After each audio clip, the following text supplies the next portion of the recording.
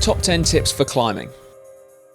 Pacing. Start a climb at a comfortable pace and then slowly increase it if you can. Riding at an even effort is much faster than if you go too hard and then blow, not to mention being much less painful. Equipment. Most new bikes come with compact gears, where the chainrings are slightly smaller than traditional ones and the rear cassette is slightly bigger.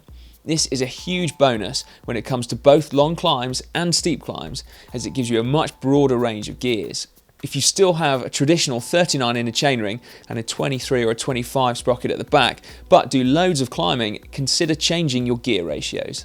Stay seated. The most efficient way to climb by bike is to stay in the saddle and reserve standing on the pedals for short climbs or stretches where you need to put out a little bit more power, or simply to change position to ease tired muscles.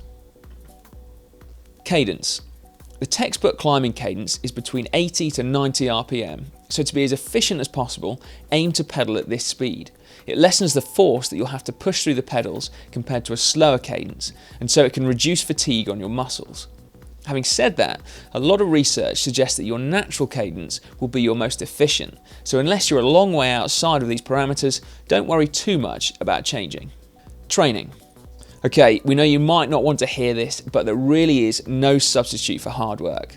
Climbing has a heck of a lot to do with fitness, and in particular, power to weight ratio.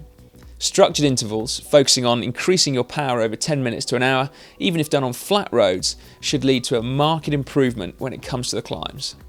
Relax. Climbing can be uncomfortable, but you'll be able to save a load of effort if you concentrate on relaxing anything that isn't powering the bike. That means your arms and your torso particularly. It doesn't come naturally at first, so you'll have to focus on relaxing. Break the climb down into manageable chunks. Long climbs in particular can be really tough psychologically, so a good tip is to break the climb down into smaller sections.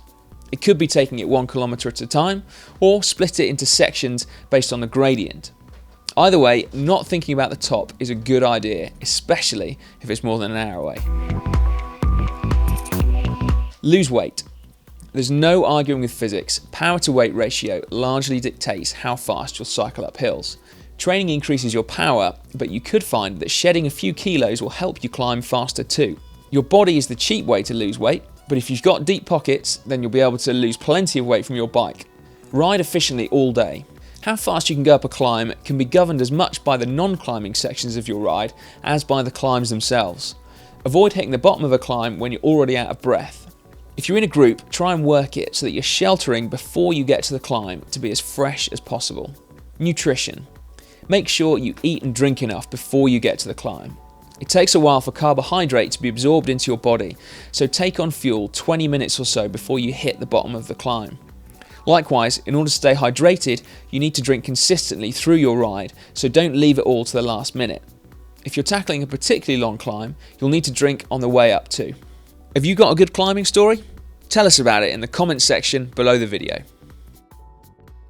For more GCN Top 10s, click here. And if you haven't yet subscribed, simply click on Matt. You know it makes sense.